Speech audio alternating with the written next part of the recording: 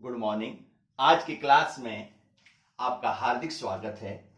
जैसा कि आप जानते हैं कि हमने ह्यूमन डिजीज की जो सीरीज है वो शुरू की है और पिछली क्लास के अंदर हमने रोग, उसके कारण, उसके प्रकार की जानकारी ली थी और हमने जो संक्रामक रोग है जिसमें हमने शुरू किया था बैक्टीरियल डिजीज और उसमें हमने टाइफाइड के बारे में पढ़ चुके हैं, वो हमारी पिछली वीडियो के अंदर है। आज हम उससे आगे चलते हैं, यानी जो जीवाणु जनित रोग है उसकी चर्चा करते हैं।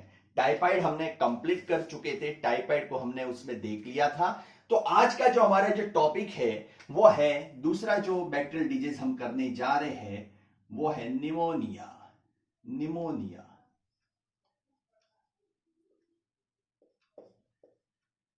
निमोनिया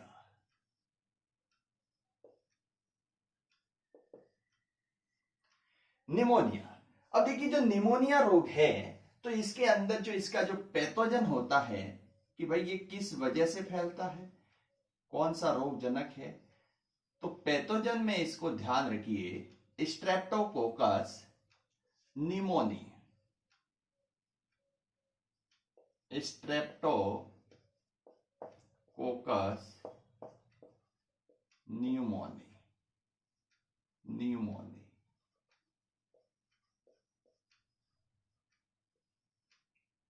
ये इसका पैथोजन है। या जो दूसरा होता है डिप्लोकोकस, इसी को हम कहते हैं, दूसरा इसका रीजन और हो सकता है, दो तीन नाम ध्यान रखिए, डिप्लोकोकस। Diplococcus pneumoniae. न्यूमोनी ये भी इसी का ही पैथोजन है। कभी कभी ऑब्जेक्टिव में ये स्ट्रेप्टोकोकस निमोनी नहीं दिया हो और डिप्लोकोकस निमोनी दिया हुआ हो तो आपको डिप्लोकोकस निमोनी है वो सही करना है। एक और वर्ड ध्यान रखिए, इसका बैक्टीरिया एक और होता है Haemophilus. Haemophilus influenzae. Haemophilus influenzae ये जो तीन इसके जो इन्फ्लुएंजी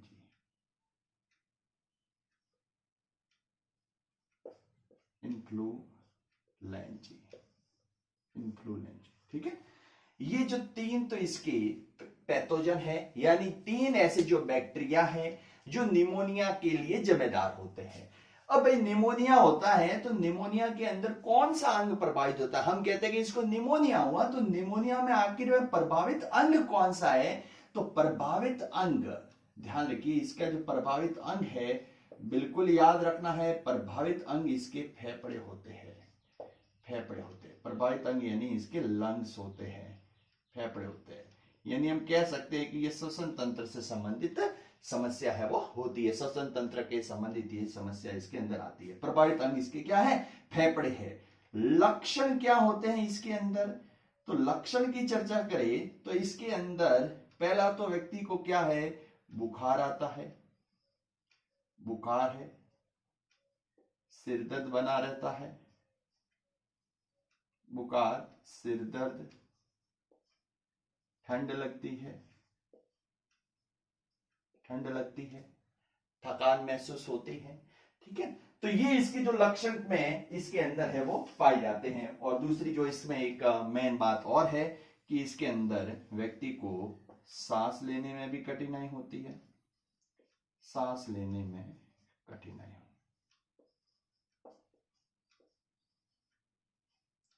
सांस लेने में व्यक्ति को कठिनाई होती है।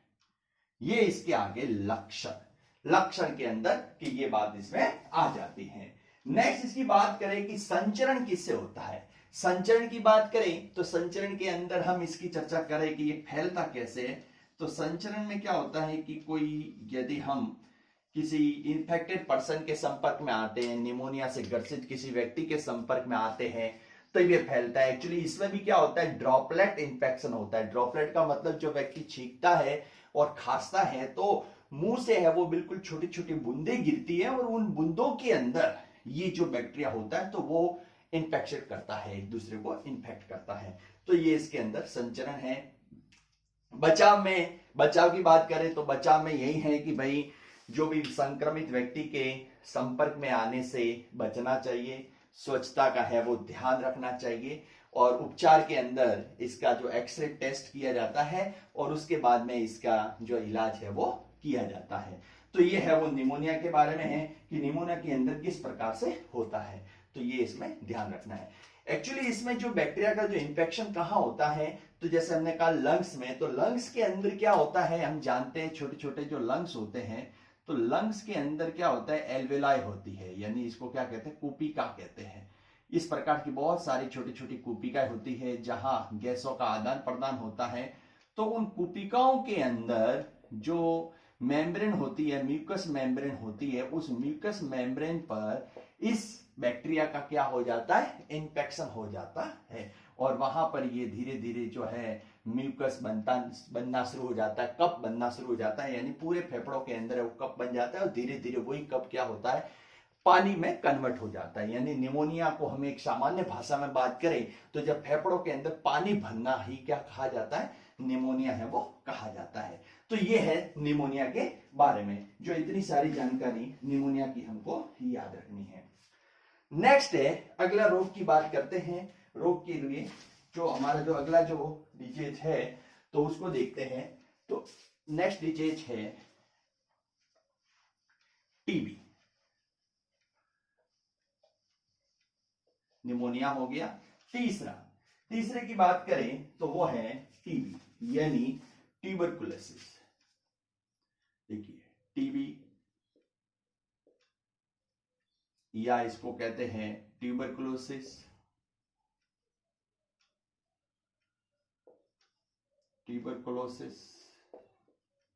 या इसी का दूसरा नाम तपेदिक, या इसी का एक और नाम है राज्यक्षमा।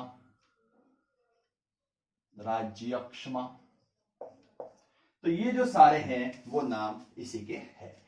अब जो ये टीबी है तो टीबी किसकी वजह से फैलता है, यानी इसका पैथोजन कौन सा है उसको देखते हैं कि भाई ये फैलता किससे है।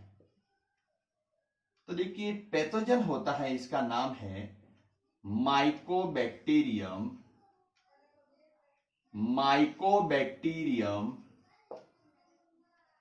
ट्यूबरक्लोसिस।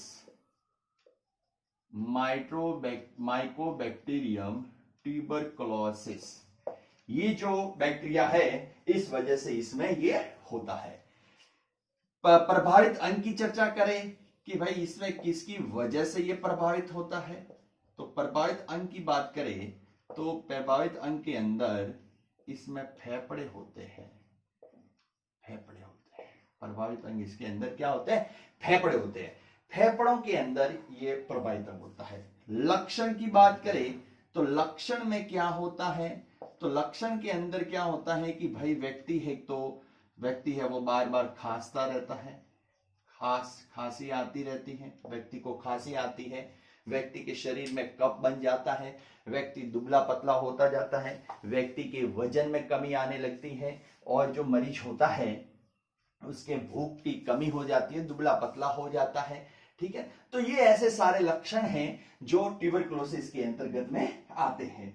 और फिर क्या होता है कि अंत स्थिति के अंदर में क्या आता है कि व्यक्ति को कफ के साथ में खून भी है वो आने लगता है, यानी बलगम निकलता है तो बलगम के साथ में खून भी है वो पाया जाता है। अब इसके बाद में हम बात करते हैं कि ये जो हमने टीबी की बात की है तो ये टीबी भी दो प्रकार का होता है।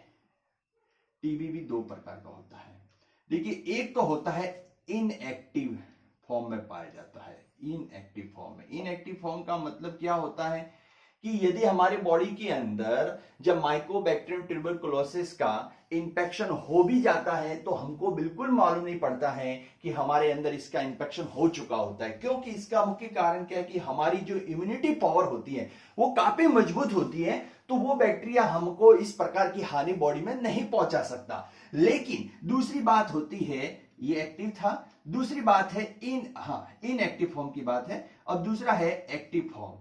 एक्टिव के अंदर क्या होता है कि जब बैक्टीरिया का इंफेक्शन होता है और हमारी जब इम्यूनिटी पावर, बॉडी का इम्यूनिटी पावर कम होने लगता है, तब ये क्या करता है कि ये अपने आप को है वो एक्सप्रेस करने लगता है, जो अभी इनएक्टिव फॉर्म में था, इंफेक्शन कभी हुआ था लेकिन अभी क्या फिलहाल चल रहा था, इम्यूनिटी पावर मजबूत था, तो वो आपके इनएक्टिव फॉर्म में था, यानी निष्क्रिय अवस्था में था।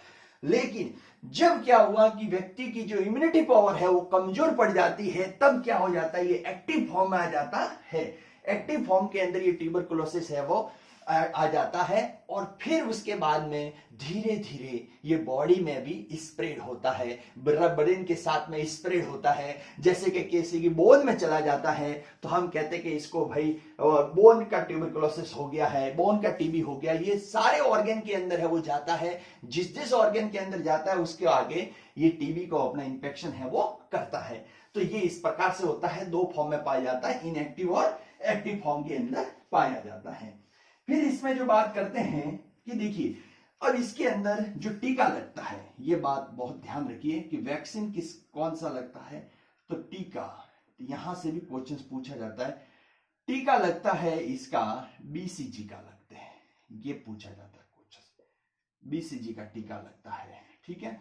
और एक चिकित्सा प्रणाली है जो इसमें यूज करते हैं, ध्यान रखनी है, डॉट्स जो पद्धति है, चिकित्सा पद्धति, वो हम टीबी के लिए उपचारित करते हैं, चिकित्सा पद्धति टीबी में यूज की जाती है, तो टीबी के अंदर चिकित्सा पद्धति है वो यूज की जाती है। फिर एक ध्यान रखना है कि 24 मार्च 24 जो मार्च है उसके अंदर 24 मार्च को हम टीबी डे यानी टीबी दिवस मनाया जाता है। तो ये टीबी के बारे में बहुत इंपॉर्टेंट जानकारी है। टीबी के नाम देखिए, राज्यक्षमा मुख्य जो इंपॉर्टेंट क्वेश्चन है कि इसका रोग कौन सा होता है, तो ध्यान रखना माइकोबैक्टीरियम ट्यूबरकुलोसिस, ये भी पूछा जाता है। प्रभावित अंग कौन सा होता है, फेफड़े होते हैं।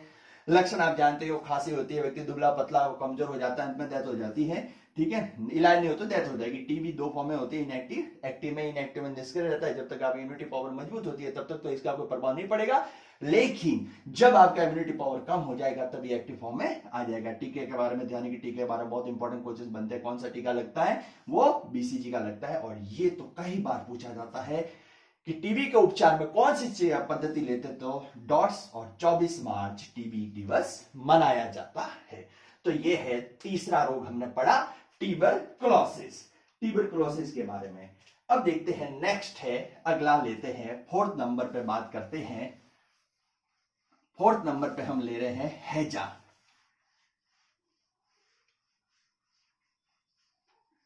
फोर्थ नंबर का है हैजा, ठीक है। अब देखिए हैजा यानी कॉलेरा, हैजा जीवाणु जनित रोगी है। पैथोजन, इसका जो पैथोजन कौन सा है, यानी किसकी वजह से ये फैलता है, तो ध्यान रखिए विब्रियो कॉलेरी, विब्रियो कॉलेरी, ये कॉलेरी एक बैक्टीरिया होता है जो कॉमा आकृति का होता है, कॉमा शेप का होता है, वो यही होता है विब्रियो कॉलेरी। तो उसकी वजह से ये होता है। प्रभावित अंग कि भाई इसमें कौन सा अंग इसको प्रभावित करता है, प्रभावित अंग में इसमें भी छोटी आंत प्रभावित होती है, छोटी आंत है वो प्रभावित होती है। लक्षण की बात करें तो लक्षण के अंदर व्यक्ति है वो उल्टी व दस्त होती रहती है, यानी डिहाइड्रेशन होता रहता है, डेथ हो जाती है। महामारी के रूप में फैलता है, ये भी महामारी के रूप में फैलता है, महामारी के रूप में फैलता है। स्वच्छता का ध्यान रखना चाहिए, ठीक है, तो उस वजह से ये नहीं होगा। स्वच्छता का ध्यान रखेंगे तो ये नहीं होता है। नेक्स्ट लिखते हैं हैजा के बाद में अगला जो रोग है उसकी चर्चा करते हैं, टिटनेस। टिटनेस की बात करते हैं। देखिए टिटनेस जो है,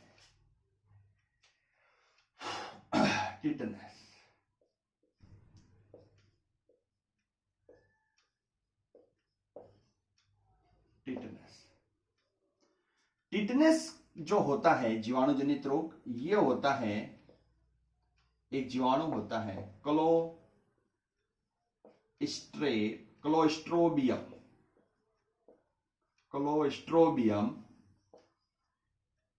टिटेनी, क्लोस्ट्रोबियम टिटेनी के द्वारा होता है। बैक्टीरिया है। एक्चुअली ये बैक्टीरिया क्या होता है, इस बैक्टीरिया के बारे में थोड़ा सा देखते हैं कि भाई ये बैक्टीरिया क्या होता है। देखिए ये बैक्टीरिया जितने भी गाय भैंस चौपाई है उनके अंदर तो हानिकारक नहीं होता और उनके अंदर ये जिंदा रहता है, उनको कोई नुकसान नहीं होता। लेकिन नुकसान क्या करता है, ये मनुष्य को करता है।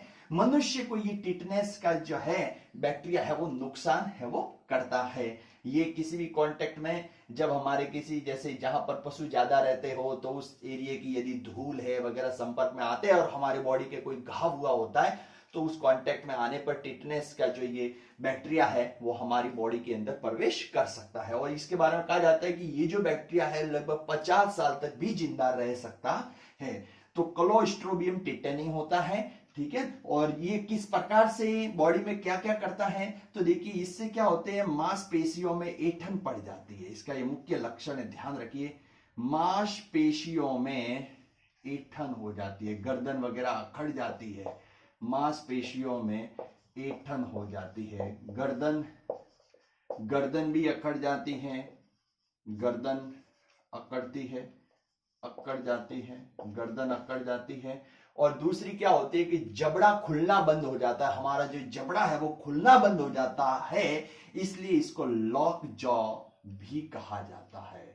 लॉक जॉ डिजीज, ध्यान रखिएगा, लॉक जॉ डिजीज भी कहते हैं क्योंकि ये जबड़े को यानी जॉ है उसको क्या कर देती है, लॉक कर देती है। तो ये इसकी वजह से होता है। तो इसमें ये ध्यान रखना है, या तो ऐसे पूछ ले लॉक जॉ डिजीज के लिए कौन जिम्मेदार है, तो क्लोस्ट्रोबियम टिटेनी। और टिटेनस किसकी वजह से होता है, क्लोस्ट्रोबियम टिटेनी की वजह से होता है। होता क्या है, मांसपेशियों में ऐंठन पड़ जाती है, गर्दन अखड़ जाती है, तो ये सारे होते हैं। मतलब हम कह सकते हैं कि जैसे तंत्रिका तंत्र को ये प्रभावित करता है। और इसके लिए जो टिटनेस के लिए जो इंजेक्शन लिया जाता है वो हम लेते हैं डीपीटी का टीका लेते हैं। इसके लिए कौन सा इंजेक्शन लगाया जाता है, डीपीटी का इंजेक्शन लिया जाता है, डीपीटी का इंजेक्शन। ये ध्यान रखिए, एक बार ऐसा क्वेश्चन पूछा गया कि कौन सा टीका 3 डिजीज के लिए कारगर है, तो वो ये है डीपीटी या ट्रिपल वैक्सीन किसको जाना जाता है, तभी आपका आंसर हो जाएगा डीपीटी। डी का मतलब डिप्थेरिया, नेक्स्ट कर रहे हैं हम डिप्थेरिया। ये होती है पेस्टोरिसिस, एक एक्चुअली काली खांसी होती है, उसके लिए होता है। T for tetanus. तो ये 3 डिजीज के लिए यूज किया जाता है, ट्रिपल वैक्सीन कहते हैं। तो वो इसका लगाने से हमें को इसके डिजीज से निजात है वो मिलती है। तो टिटनेस के बारे में ये सारी बातें। टिटनेस के बाद की बात करते हैं, अगला जो टीका है वो है, अगली जो डिजीज है उसकी चर्चा करते हैं, डिप्थीरिया। डिप्थीरिया देखते हैं।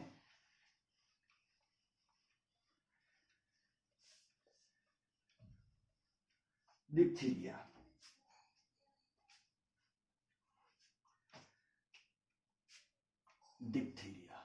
नेक्स्ट जीवाणु जनित रोग है डिप्थीरिया। इसका एक और नाम है गलसुआ।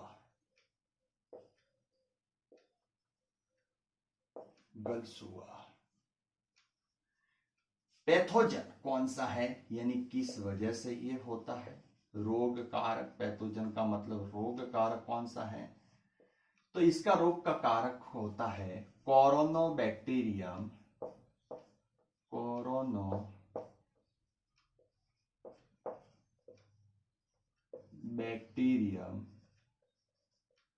डिप्थेरी।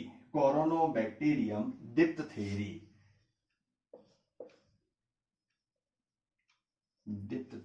नाम ध्यान रखिएगा, पूछ लिया जाता है, कोरोनोबैक्टीरियम डिप्थेरी। इसकी वजह से इसके अंदर है वो इंफेक्शन होता है। अब ये क्या करता है, तो देखिए कोरोनोबैक्टीरियम डिप्थेरी में क्या होता है कि जो हमारे तो गले के अंदर सूजन हो जाती है और गले के अंदर जो टॉन्सिल्स होते हैं वहां पे इंफेक्शन हो जाता है। और टॉन्सिल्स से यहां पर एक प्रकार का एक मुंह के अंदर एक व्हाइट रंग का पदार्थ यहाँ एक आउटग्रोथ हो जाती है गर्दन में, और उसके अंदर से व्हाइट रंग का जो पदार्थ है वो सीक्रेट होता है, और वो व्हाइट रंग का जो मटेरियल है वो हमारे बॉडी के अंदर चला जाता है। व्यक्ति का गर्दन भी है वो, मतलब जबड़ा है, मुंह है, वो बंद हो जाता है, ठीक है ना। और आगे कई प्रकार के इंफेक्शन को ये क्रिएट करता है। तो वो ध्यान रखिए, डिप्थीरिया की वजह से होते हैं। ज्यादा बात ये इंपॉर्टेंट है, कोरोना बैक्टीरियम डिप्थीरी। इसके लिए भी जो टीका लगाना है वो आपको किसका लगाना है, डीपीटी का ही लगाना है। तो ये बात ध्यान रखिए, डीपीटी का लगाना है। और सीधी बात है कि ये किस वजह से होता है, ये सारी चीजें दूषित जल से होती है। दूषित जल से ये भी होता है, टाइफाइड भी दूषित जल से होता है, निमोनिया भी दूषित जल से होता है, ठीक है। हैजा भी है वो दूषित जल से होता है। ये सब गंदे पानी पीने की वजह से हो सकता है। गंदा पानी पिया जाए या प्रदूषित आप दूध पिया जाए, कंटेमिनेटेड दूध पी लिया जाए, तो उस वजह से ये सारी चीजें है वो होती है। तो ये डिप्थीरिया के बारे में था। नेक्स्ट अगला हम ले रहे हैं, डिप्थीरिया के बाद में है हमारा वुपिंग कफ, ठीक है। वुपिंग कफ, अब देखिए वुपिंग कफ, ये केमिकल इसमें ध्यान रखिए। वुपिंग कफ किस वजह से होता है, वुपिंग कफ। नेक्स्ट डिजीज है वुपिंग कफ। वुपिंग कफ कहते हैं, हिंदी में इसका नाम है काली खांसी। काली खांसी भी कहते हैं, या कुकुर खांसी भी कहते हैं। काली खांसी, या इसी का ही नाम है कुकुर खांसी। कुकुर खांसी,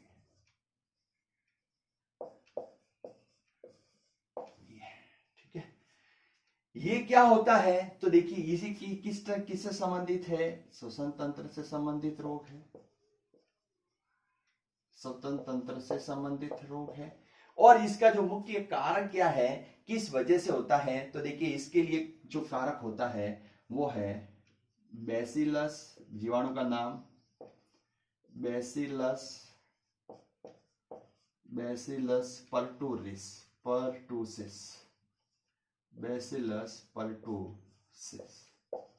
ये एक जीवाणु है, इसकी वजह से ये होता है। लक्षण क्या है, तो लक्षण में क्या होता है कि व्यक्ति है वो जोर जोर से खांसता है, तेज रूप से ये खांसने लगता है। और इसके लिए भी अपने को जो टीका लगाना है वो किसका लगाना है, डीपीटी का, यानी डिप्थीरिया, ये पेस्टोरिस वाला ये आ गया, और टेटनस, यानी डीपीटी का टीका लगाएंगे तो इससे अपने को निजात है वो मिलता है।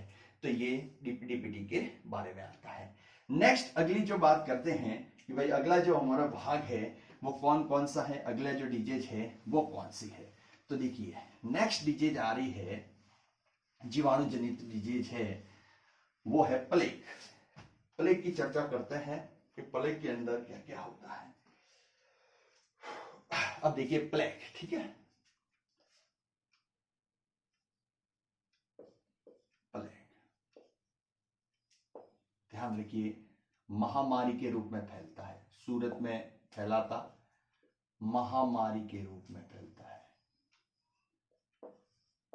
महामारी के रूप में फैलता है।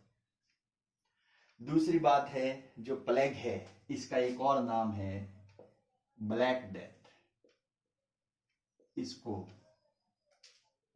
काली मौत, काली मौत भी है वो कहा जाता है। तीसरी इसकी जो विशेषता कि भाई किस रोग से होता है, प्लेग किसकी जीवाणु की वजह से होता है, तो ध्यान रखिए पास्चेरेला जीवाणु,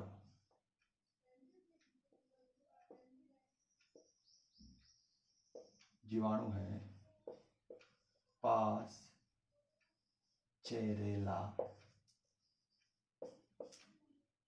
पास्चेरेला पेस्टिस, इसकी वजह से होता है।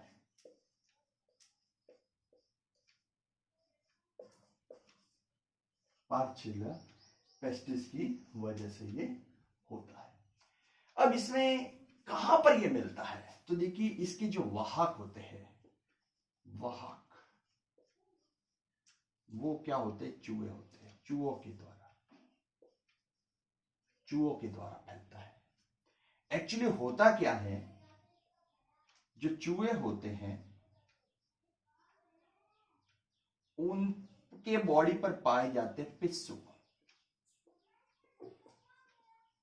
पिस्सू पाए जाते हैं और पिस्सू में ये जीवाणु होता है, पिस्सू में ये जीवाणु होता है। पिस्सुओं के द्वारा जीवाणु को बाहर त्यागा जाता है और जीवाणु जब हमारे किसी भी खाद्य वस्तुओं के या किसी के संपर्क में आता है तब ये जीवाणु किस में प्रवेश कर जाता है, मनुष्य में प्रवेश कर जाता है, ह्यूमन बॉडी के अंदर ये प्रवेश कर जाता है। तो इस प्रकार से इसका ये लाइफ साइकिल होता है। तो या तो दिया हो सकता है चूहे दिए जा सकते हैं कि भाई कौन जिम्मेदार है, तो चूहे, अगर चूहे नहीं, अगर पिस्सू लिखा तो पिस्सू है, और ये नहीं तो जीवाणु जनित रोग ये है कौन सा, पाश्चेरेला पेस्टिलिस है वो इसमें कहे जाते हैं। तो ये लक्षण में क्या होता है, देखिए लक्षण में क्या होता है कि भाई जो अगर किसी को प्लेग होगा तो लक्षण में पहला तो है व्यक्ति को तेज बुखार आता है, तेज बुखार है वो व्यक्ति को आता है। और दूसरी जो लिम्फ ग्लैंड होती है, लिम्फ ग्लैंड यानी जो लिम्फ ग्रंथियां होती है उनमें सूजन आ जाती है, जैसे अपने बगल है के पास में जो लिम्फ ग्रंथियां होती है तो उसमें सूजन आ जाती है, तेज बुखार आता है, व्यक्ति को उल्टी, लिम्फ में सूजन और व्यक्ति को उल्टी भी शुरू हो जाती है, ठीक है, उल्टियां वगैरह ये सब शुरू हो जाती है। तो ये है सारी प्लेग के बारे में कि प्लेग के अंदर किस प्रकार की प्रक्रिया है वो होती है। इसके बाद में नेक्स्ट जो है उसको देखते हैं, वो है लेप्रोसी। अगला जो भाग है जीवाणु जनित का, लेप्रोसी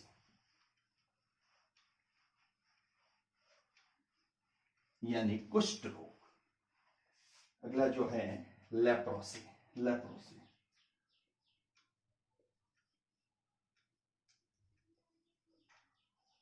लेप्रोसी कहा जाता है कुष्ठ रोग को, कुष्ठ रोग। एक इसका फेमस नेम है, कई बार पूछा जाता है, इसको कहते हैं हैंसन रोग, ध्यान रखिएगा, हैंसन रोग इसको कहा जाता है, ठीक है, हैंसन रोग कहते हैं इसको।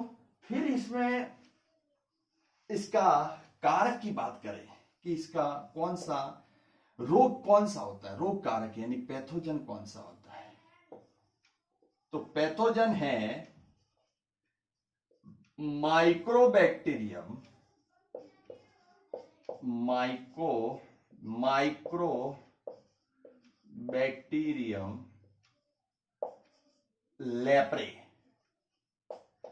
ये इसका पैथोजन है, माइक्रोबैक्टीरियम लेप्रे। लक्षण की चर्चा करें तो लक्षण में क्या होता है, ये विशेषकर त्वचा को प्रभावित करता है, और वैसे तो संपूर्ण शरीर को करता है, लेकिन जहां पर होता है जैसे त्वचा पर हो जाएगा तो उस जगह की जो त्वचा है वो थोड़ी सी मोटी हो जाती है, खुरदरी हो जाती है, उसमें जो संवेदनशीलता है वो गायब हो जाती है, ठीक है। और फिर क्या होता है कि हमारे हाथ पैरों की जो अस्थियां होती है, हड्डियां होती हैं, उनमें सड़न पैदा होनी शुरू हो जाती है, वो अस्थियां है वो विकृत होनी शुरू हो जाती है। और इसका उपचार एक ही है कि अगर जिस भाग में इस प्रकार की समस्या आ रही है या सड़न हो रही है, बदबू आने लगती है, तो उस अंग को है वो काट करके फिर अपने को हटाना पड़ता है। तो ये है लेप्रोसी, ठीक है। तो ये जो सारी जो बात हमने आज की वो थे हमारे सारे के सारे जीवाणु जनित रोग थे। नेक्स्ट के टॉपिक के अंदर हम बात करेंगे, अगले जो है वो वायरस जनित के बारे में चर्चा करेंगे। Thank you.